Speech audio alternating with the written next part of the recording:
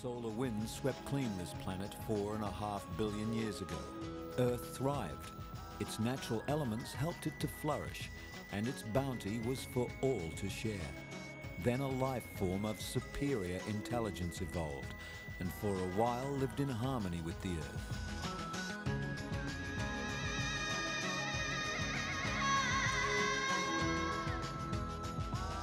But paradise has been put into jeopardy. The motives are irrelevant. The consequences, severe.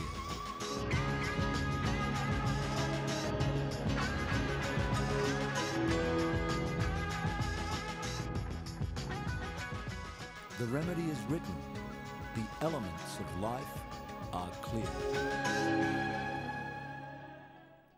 In this edition of Elements, the Casanova panda, delivered to a Mexican zoo recently, heads back to Japan after failing to impress the 3 female pandas in residence there.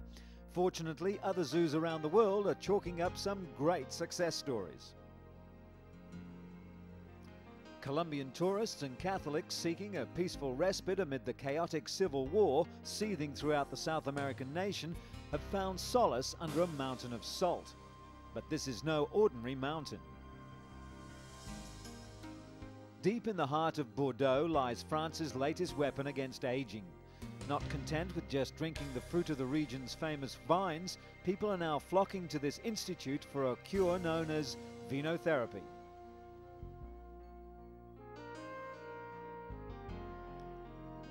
And in China, St. Bernard dogs are being bred to meet the growing demand for dog meat delicacies.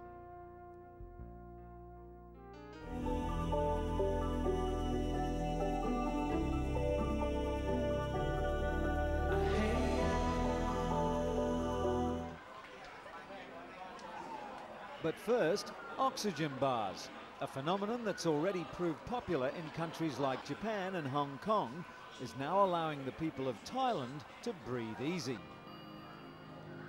The country's first oxygen bar recently opened to the public inside a busy shopping centre in the heart of Bangkok. And it wasn't long before the locals came streaming in for a healthy hit of pollution-free air. The bar provides customers with a 20-minute shot of scented oxygen for about $4 US. During their time attached to the oxygen tube, customers are able to listen to relaxing music through the headphones provided, read the magazines, and order a cool drink. General Manager Butsadi Sakuntalak says she doesn't believe the oxygen alone benefits customers, but rather the whole package her bar provides. The mere fact they're breaking their hectic schedules to relax for 20 minutes or so is great for their health and well-being, while breathing in oxygen and listening to the natural sounds is a bonus. The bar currently gets around 40 customers each day, Thais and tourists who want to escape the Bangkok heat and smog. Customers can choose which scent they wish to breathe in during their 20 minutes on the oxygen machine. The fragrances include lemon, eucalyptus, geranium and lavender. Patrons believe that by forcing more oxygen into their bodies, they're compensating for the lack of it as they're walking the smog-filled streets of their city. Pollution levels remain high in Bangkok. A recent study found emissions of nitrous oxide and other nitrogen oxide gases from cars in the capital was estimated to be 527 tonnes per day, with the amount of carbon dioxide produced by Thai vehicles accounting for 20 to 30% of total carbon dioxide emissions. With the situation worsening, Butsadi believes that it won't be long before oxygen bars open up all over the city.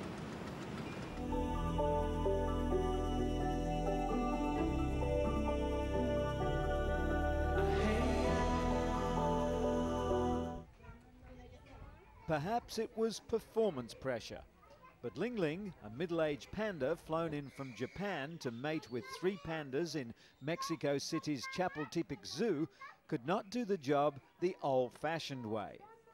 15-year-old Ling Ling arrived in Mexico City on loan from Tokyo's Ueno Zoo in late January on a mission to mate with Latin America's only 3 resident pandas, Xinjin, Xuanxuan and Xuinhua. Zoo officials had hoped for a natural coupling with at least one of the local females, but after 2 months of cold shoulders, zoo veterinarians resorted to artificial insemination. Natural reproduction is difficult in pandas because they're a very solitary species, and they only establish their pairings during the reproductive season. Between 700 and 1,000 pandas still survive in the wild, and another 100 live in captivity around the world. Chapultepec Zoo has one of the most successful and natural panda breeding programs outside China. 8 giant pandas have been conceived in the zoo since 1975. There are various theories about the success of the Chapultepec Panda program. One attributes it to Mexico City's 7,300-foot altitude, which is close to that of the panda's native habitat in Sichuan, China. Ling Ling will return to Tokyo shortly, but the zoo hopes to bring him back again in coming years.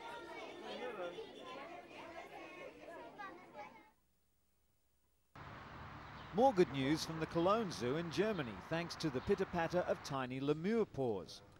The lemur, whose official designation is Sclatus maki, belongs to the family of so-called half monkeys and hails from the island of Madagascar. While lemurs are indeed whole animals, they've been given the name half monkeys in order to distinguish them from higher apes.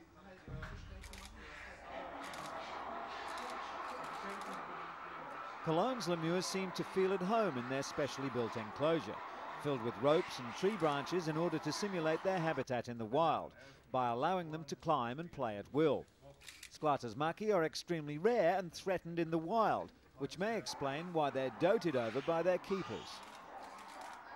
The Cologne Zoo has been home to these types of lemurs since 1993 and has successfully bred the mammals on several occasions. As a matter of fact, the baby lemur's mother, Gigi, was born at the zoo herself. The newest member of the lemur group was born on March the 11th, but has not yet been named, as his or her sex has not yet been determined. Best of all, keepers expect further lemur babies to be born in coming weeks. And finally to the London Zoo to welcome a hatchling into the world. The endangered Neen, or Hawaiian gosling as it's popularly called, has been named Maui. Delighted zookeepers say it's another example of how successful breeding programs have become, as the chick joins a growing pool of Hawaiian goslings born in zoos all around the world. It's hoped that Maui will attract more visitors. Since the outbreak of the foot and mouth disease, the zoo has experienced a 50% decline in people coming through the gates. The zoo, which relies heavily on tourists, hopes that overseas visitors won't be put off by the extra precautions.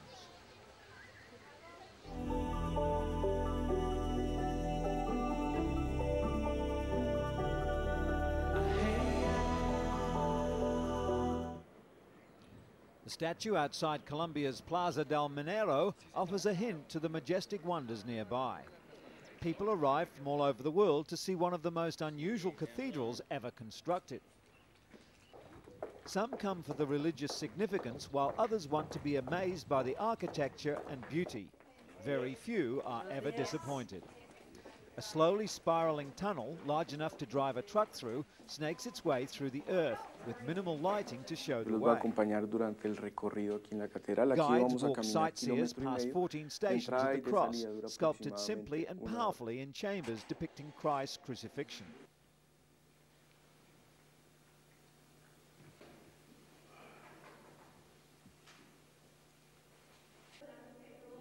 Far from the right-wing parliamentary guns, leftist rebel bombs and the street crime of Bogota, devout Colombians have cut and chiseled an awe-inspiring cathedral in caverns 750 meters inside the Zipaquira mountain, some 50 kilometers north of Bogota.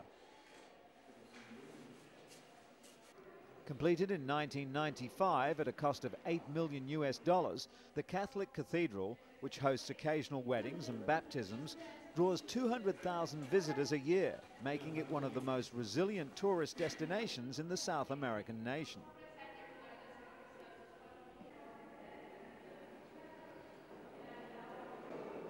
The inspiration came from successive generations of miners who sculpted a niche altar to pray for protection under a mountain first discovered by Indians in the 15th century. Most astonishingly of all, everything in here is made from salt. The salt rock inside the Zipaquira mountain is white when moist with trickling water, but mostly it's grey-black and feels like regular stone.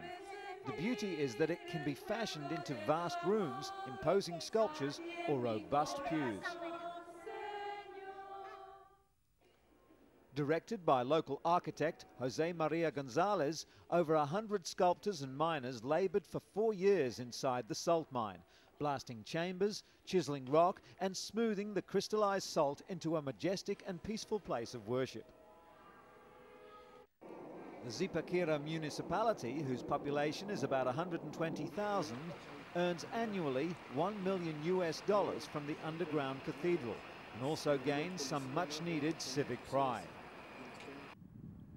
And it's all thanks to the original salt miners who first established the town and still work their trade there till this very day.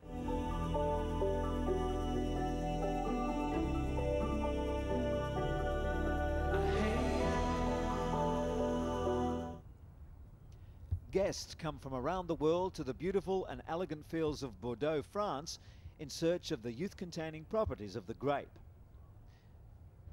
This is the first centre in the world to use vinotherapy, extracts of grapeseed or polyphenols combined with hot mineral water to create beauty treatments. Guests come for long or short visits, to detox or just relax and be pampered. It's becoming so popular, they've opened another vinotherapy centre in Paris, and there are plans to open one in California's wine country as well.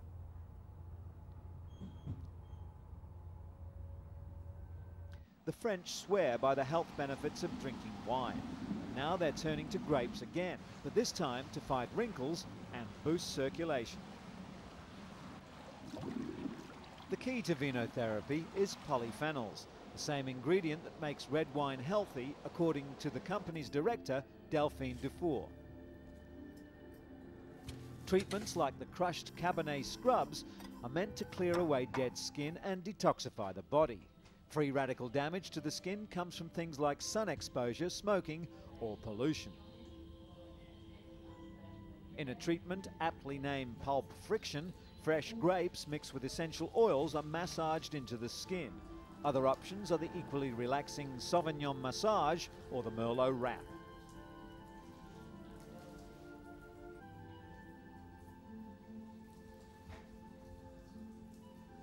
This pulp friction vinotherapy is said to improve circulation by strengthening blood vessels throughout the entire body.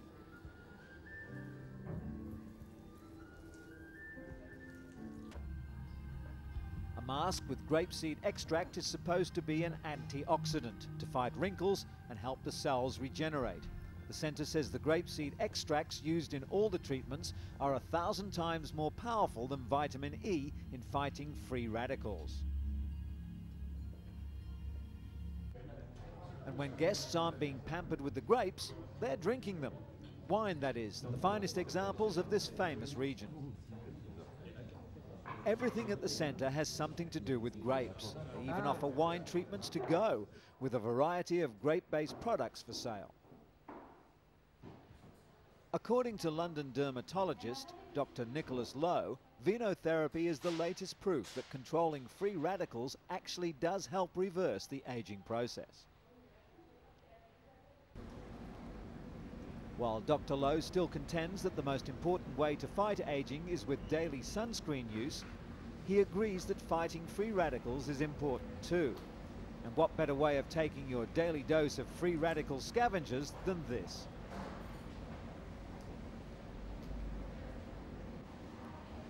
It's hard to believe that anything so pleasant can be so good for you too. Back in Bordeaux, one of the most popular treatments is the wine barrel bath. A bubbling vat of warm iron-rich water, grapeseed extracts and oils. If grapes do contain anti-aging properties, this must add new meaning to soaking away the years.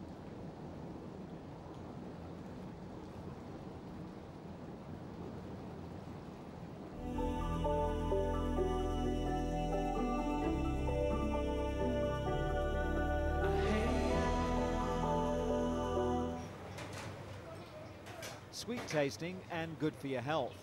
That's the traditional view of dog meat, which has always been a popular dish in many parts of Asia and China. At the Sino-Korean Dog Meat King restaurant, one of Beijing's largest dog restaurants, chefs fish out freshly slaughtered chunks of dog head, tenderloin and leg in preparation for the evening rush. The dogs, whose breed was not disclosed, are specially bred in the restaurant's dog farm near Beijing. Dog Meat King offers over 50 dog dishes prepared in a variety of rich sauces and styles. Braised dog paws are a big favourite, along with stir-fried dog chops and boiled tail. A group of young Beijing people enjoying a meal at the restaurant said it was a delicacy they enjoyed several times a year, while their own dogs waited at home. According to 25-year-old Zhang Lei, Chinese people would never eat their dogs. They really love their dogs and treat them like their own children. These dogs are specially bred for their meat. They're like chickens, sheep and cows, and people don't feel bad about eating them. Increasing demand for dog meat has encouraged entrepreneurs to find new ways of raising their yield, and in recent months, breeders have turned to St. Bernard dogs because of their high birth rate, huge size, and resistance to disease. This move has sparked strong protests from Switzerland, where the dogs are a national symbol. In a video from one state-run St. Bernard breeding farm in northeastern Shenyang City, the farm says breeding St. Bernards is a lucrative business. They've even crossbred St. Bernards imported from Switzerland with their local dogs. According to a worker at the farm, the majority of dogs are sold for their meat, while a small percentage are kept as pets. In recent months, a petition signed by 11,000 St. Bernard breeders and owners worldwide was submitted to the Swiss government by SOS St. Bernard International, a Geneva-based group who demand that swift action be taken. Animal welfare organisations like the International Fund for Animal Welfare are outraged that St. Bernards are being bred for their meat. The IFAW has been petitioning the Chinese government to introduce new animal cruelty laws and have condemned this latest fad for dog meat. But while many Chinese people enjoy the occasional dog meal, more and more locals are opting to own a dog, and the smaller and fluffier the better. Pet dogs, which used to be frowned on as capitalist luxury, can now be seen all around Beijing. These little puppies are heading for a warm home and a loving owner. Unlike larger dogs reared for their meat, they're heading for the dining table.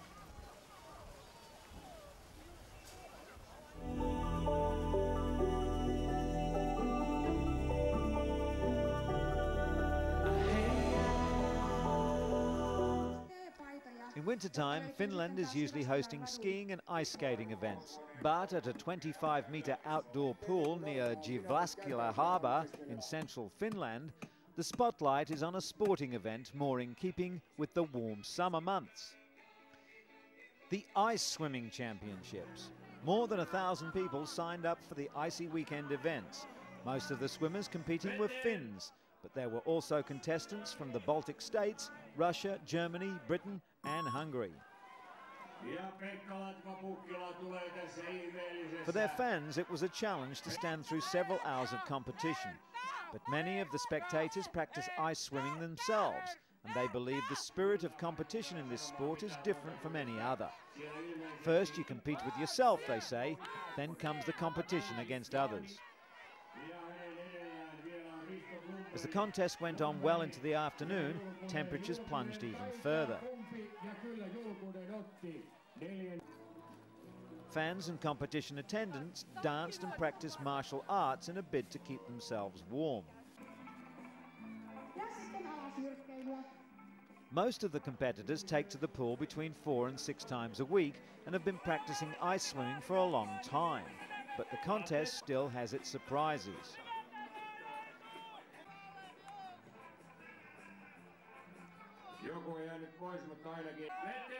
Richard Graal from England, who won the 30 to 39-year-old men's series world title in a record 16.97 seconds, said he'd never done ice swimming before.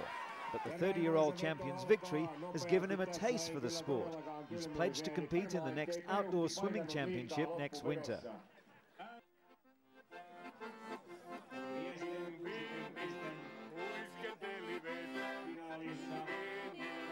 Shivering after his unexpected victory, Graal made a run for the ice sauna, literally a sauna with walls of ice, to celebrate.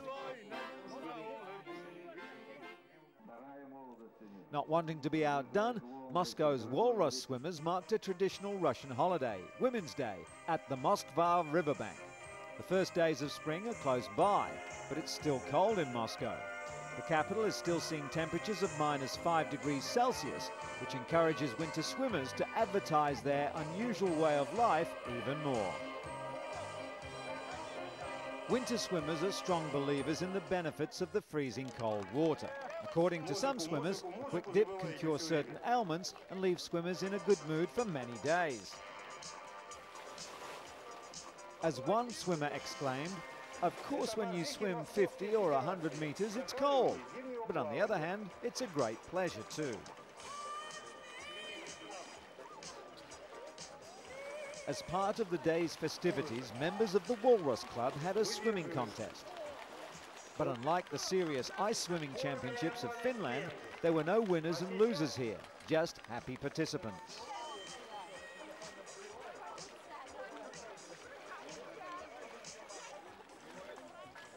Organiser Olga Latushkina, who has already enjoyed 6 years as a walrus swimmer, congratulated all women on this, their public holiday, and invited them to take the plunge. Some not only took up the offer themselves, they brought their children along for a rather chilly ride. While other more sensible Muscovites were happy to simply watch from a safe distance.